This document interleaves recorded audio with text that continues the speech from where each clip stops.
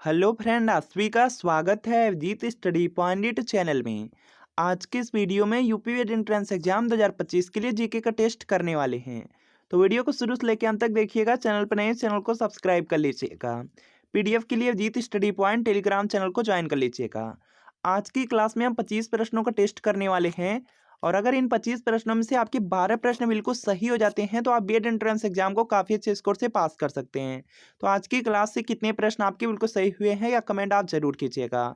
UP BEd entrance exam आपका 1 जून को होने वाला है। बहुत ही कम समय आपके पास बचा हुआ है। यूपी बीएड एंट्रेंस एग्जाम में देखेंगे सबसे ज़्यादा प्रश्न आपको प्रीवियस ईयर क्वेश्चन पेपर से ही देखने को मिलेंगे और प्रीवियस ईयर क्वेश्चन पेपर से आपको एक सटीक आइडिया लग जाता है कि किस तरह से आपके एग्जाम में प्रश्न पूछे जाते हैं, किस किस टॉपिक के प्रश्न पूछे जा रहे हैं।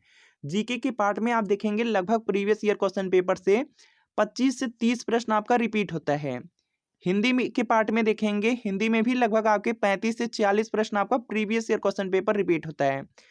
और रीजनिंग में देखेंगे, रीजनिंग में भी 50 ही प्रश्न रहते हैं और 50 में देखेंगे 35 से 40 प्रश्न बिल्कुल सेम पैटर्न पर आपका पूछा जाता है।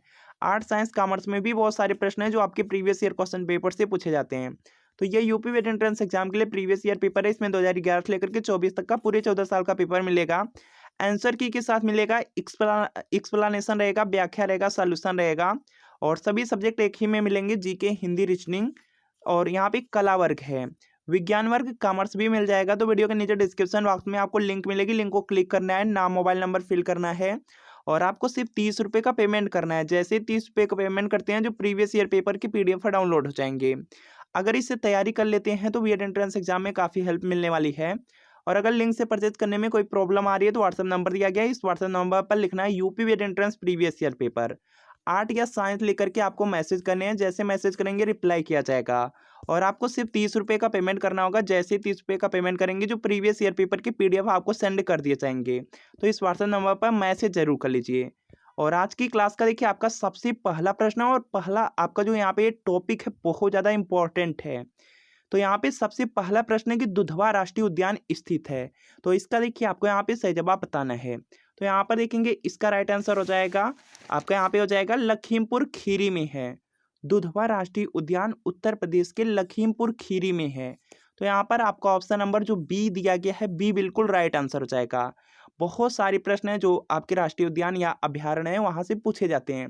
जिससे देखिए जो बीएड में पूछे गए हैं, जिम कॉर्बेट राष्ट्रीय उद्यान उत्तराखंड में है, कान्हा किसली राष्ट्रीय उद्यान है असम में है, रणथंभौर राष्ट्रीय उद्यान है राजस्थान में है, दुधवा राष्ट्रीय उद्यान है उत्तर प्रदेश में है, काजीरंगा राष्ट्रीय उद्यान है असम में, गिर राष्ट्रीय उद्यान है गुजरात में है, बांदीपुर राष्ट्रीय उद्यान है कर्नाटक राज्य में है, सुंदरवन राष्ट्रीय उद्यान है पश्चिम बंगाल में। इसके अलावा जो अभ्यारण्य है इसमें है मानस वन्यजीव अभ्यारण्य असम में, पेरियार वन्यजीव अभ्यारण्य केरल राज्य में, मधुमलाई वन्यजीव अभ्यारण्य तमिलनाडु में। तो इन सब प्रश्नों को याद रखेंगे, इन्हीं में से कोई ना कोई प्रश्न बीएड में पूछा जाता है।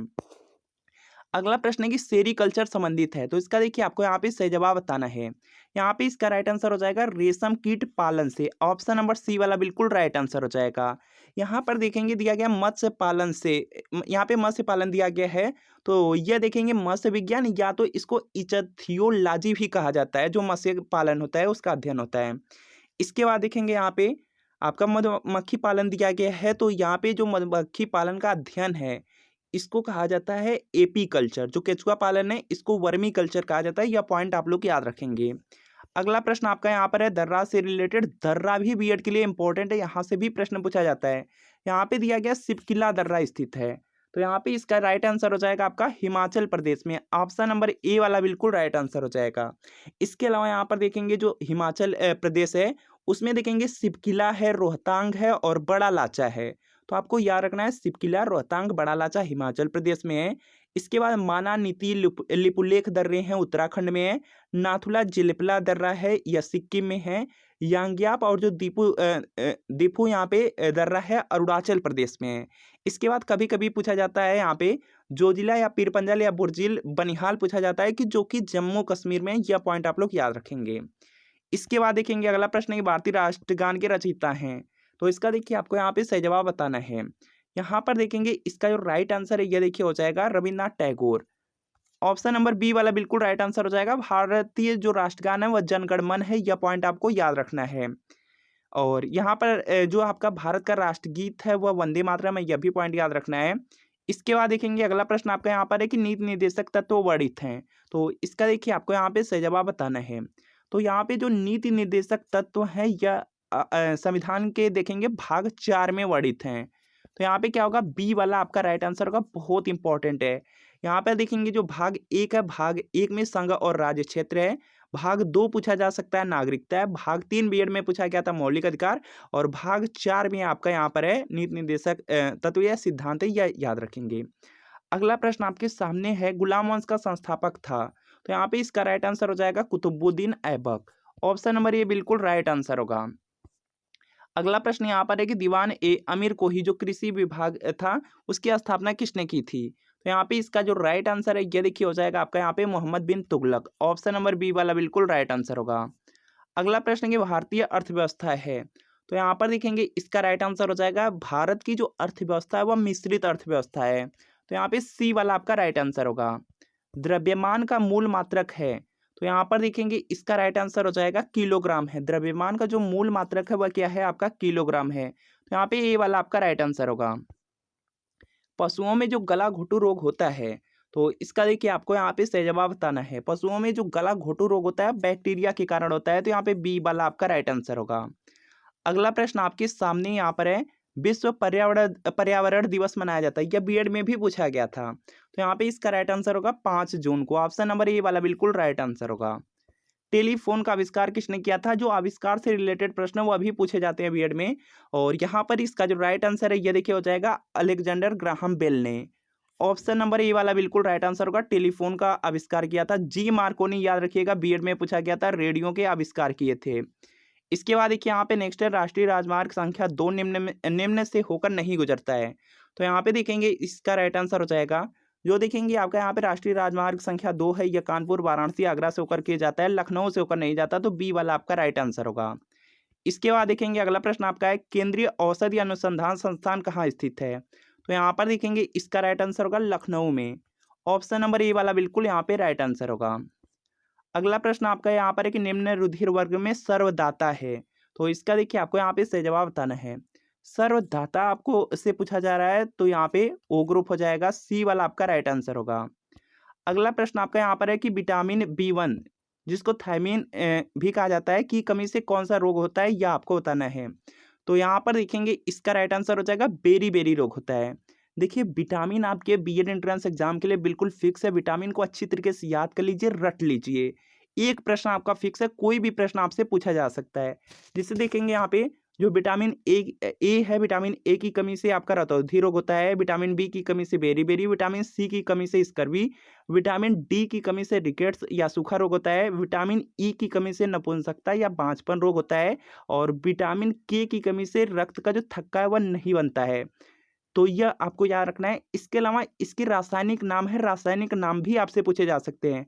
विटामिन ए का रासायनिक नाम रेटिनाल है, विटामिन बी का रासायनिक नाम थायमीन है, विटामिन सी का रासायनिक नाम एस्कॉर्बिक अम्ल है, और विटामिन डी का रासायनिक नाम कैल्सीफेरॉल है, विटामिन ई का रासायनिक नाम टोकोफेरॉल है, और विटामिन के का रासायनिक नाम फिलोक्विनोन है।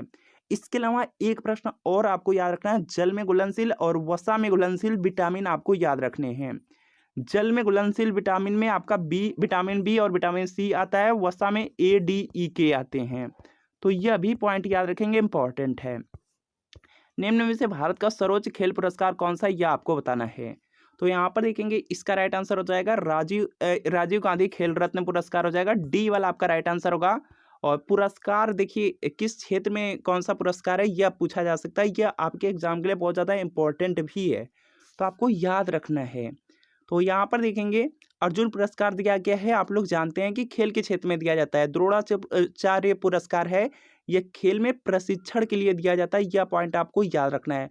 बहुत सारे पुरस्कार हैं जो आपके एग्जाम में पूछे जा सकते हैं, जैसे कलिंग पुरस्कार पूछा जा सकता है विज्ञान के क्षेत्र में, भटनागर पुरस्कार है विज्ञान के क्षेत्र में दिया जाता है, दादा साहब फाल्के पुरस्कार है सिनेमा के जगत में दिया जाता है, ऑस्कर पुरस्कार पूछा जा सकता है फिल्म के क्षेत्र में दिया जाता है, पुलित्जर पुरस्कार पूछा जाता है तो पत्रकारिता के क्षेत्र में, ग्रेमी पुरस्कार पूछा जाता है तो संगीत के क्षेत्र में। इन सब प्रश्नों को आपको याद रखना है। अगला प्रश्न आपके सामने है कि उत्तर प्रदेश का यहाँ पे या कि प्रथम राज्यपाल थे या थी दिया गया है। तो यहाँ पे देखेंगे इसका राइट आंसर होगा सरोजिनी नायडू के लिए पूछा गया था, तो यहाँ पे ए वाला आपका राइट आंसर होगा। अगला प्रश्न है कि निम्न में से भूरी क्रांति संबंधित है, तो इसका देखिए आपको यहाँ पे सही जवाब बताना है। यहाँ पे इसका राइट आंसर हो जाएगा उर्वरक उत्पादन से। सी वाला आपका बिल्कुल यहाँ पे राइट आंसर होगा, इंपॉर्टेंट है आपके एग्जाम के लिए। यहाँ पे नीली क्रांति पूछा जा सकता है मत्स्य उत्पादन से, यह पॉइंट आपको याद रखना है, इंपॉर्टेंट में है। हरित क्रांति पूछा जा सकता है, खाद्यान्न उत्पादन से हो जाएगा। इसके बाद देखते हैं यहाँ पे नेक्स्ट प्रश्न है कि ब्रह्म समाज के संस्थापक थे, तो इसका देखिए आपको यहाँ पे सही जवाब बताना है। ब्रह्म समाज का संस्थापक दिया गया राजा राम मोहन राय हो जाएंगे, ऑप्शन नंबर ए वाला बिल्कुल राइट आंसर होगा। आत्मीय सभा के अगर संस्थापक आपसे पूछा जाता तब भी आपके राजा राम मोहन राय ही हैं। इसके बाद देखिए यहाँ पे दिया गया है आपका, देखिए जो आर्य समाज है, जो कि बीएड में पूछा गया था, आर्य समाज के जो संस्थापक है स्वामी दयानंद सरस्वती हैं, यह पॉइंट याद रखना है। रामकृष्ण मिशन है, रामकृष्ण मिशन के संस्थापक है स्वामी विवेकानंद हैं। सत्य शोधक समाज बीएड में पूछा गया था, सत्य शोधक समाज के संस्थापक ज्योतिबा फुले हैं। Servants of India Society BEd में पूछा गया था, इसके यहाँ पे जो संस्थापक हैं गोपाल कृष्ण गोखले हैं। स्वराज पार्टी है मोतीलाल नेहरू, याद रखिएगा। इसके बाद देखते हैं यहाँ पे नेक्स्ट प्रश्न है, सर सीवी रमन को उनके किस प्रयोग के लिए नोबेल पुरस्कार प्रदान किया गया था? तो यहाँ पे देखेंगे इसका राइट आंसर हो जाएगा प्रकाश के प्रकीर्णन के लिए उनको मिला था, तो यहाँ पर देखेंगे सी वाला आपका राइट आंसर होगा। अगला प्रश्न है कि ई बैंकिंग में ई अक्षर क्या घोषित करता है? तो यहाँ पे इसका जो राइट आंसर है यह देखिए हो जाएगा इलेक्ट्रॉनिक बैंकिंग हो जाएगा, डी वाला आपका राइट आंसर होगा। अगला प्रश्न है कि सौर परिवार का सबसे बड़ा ग्रह है, तो इसका देखिए आपको यहाँ पे सही जवाब बताना है। सौर मंडल का जो सबसे बड़ा ग्रह है वह बृहस्पति है, तो यहाँ पे ये वाला आपका राइट आंसर होगा। अगला प्रश्न है कि टीपू सुल्तान कहाँ का शासक था? तो यहाँ पे देखेंगे इसका राइट आंसर हो जाएगा मैसूर का था, तो यहाँ पे बी वाला आपका राइट आंसर है। अगला प्रश्न है कि मानव हृदय में जो कक्षों की संख्या है, तो यहाँ पे देखेंगे इसका राइट आंसर हो जाएगा 4 होती है, ऑप्शन नंबर ए वाला बिल्कुल राइट आंसर होगा। तो फ्रेंड आपको बताना है कि इन 25 प्रश्नों में कितने प्रश्न आपके बिल्कुल सही हुए हैं, या कमेंट आप जरूर कीजिएगा। वीडियो अच्छा लगा हो वीडियो को लाइक कीजिए, चैनल पर नए हैं चैनल को सब्सक्राइब कर लीजिए। अगर यूपी वेट एंट्रेंस एग्जाम की तैयारी कर रहे हैं, अच्छे मार्क्स लाना चाह रहे हैं, सरकारी कॉलेज से कम पैसे में बीएड करना चाहते हैं, तो जो यूपी वेट एंट्रेंस एग्जाम का पेपर है 12 से 14 साल का पेपर है, उसको जरूर पढ़िए। यहाँ से एक आइडिया लगेगा, बहुत सारे प्रश्न रिपीट होंगे। तो यह यूपी वेट एंट्रेंस एग्जाम के लिए प्रीवियस ईयर पेपर है, 2011 से लेकर के 24 तक का पूरे 14 साल का पेपर है। आंसर की के साथ एक्सप्लेनेशन सॉल्यूशन के साथ सभी सब्जेक्ट एक में मिलेंगे, जीके, हिंदी, रीजनिंग, कला वर्ग, विज्ञान वर्ग, कॉमर्स। तो वीडियो के नीचे डिस्क्रिप्शन में लिंक है, लिंक को क्लिक कीजिए, नाम मोबाइल नंबर फिल करके सिर्फ 30 रुपये का पेमेंट कर दीजिएगा। जैसे पेमेंट करेंगे प्रीवियस ईयर पेपर डाउनलोड हो जाएंगे। अगर लिंक से परचेस करने में कोई प्रॉब्लम आ रही है तो व्हाट्सअप नंबर भी दिया गया है, इस व्हाट्सअप नंबर पर सिर्फ लिखना है UP BEd entrance previous year paper 8 या साइन लेकर के मैसेज कर देने हैं। जैसे मैसेज करेंगे रिप्लाई किया जाएगा, सिर्फ 30 रुपये की पेमेंट करनी होगी। जैसे पेमेंट करेंगे प्रीवियस ईयर पेपर तुरंत आपको सेंड कर दिया जाएगा। तो मिलते हैं फ्रेंड आपसे नेक्स्ट वीडियो में।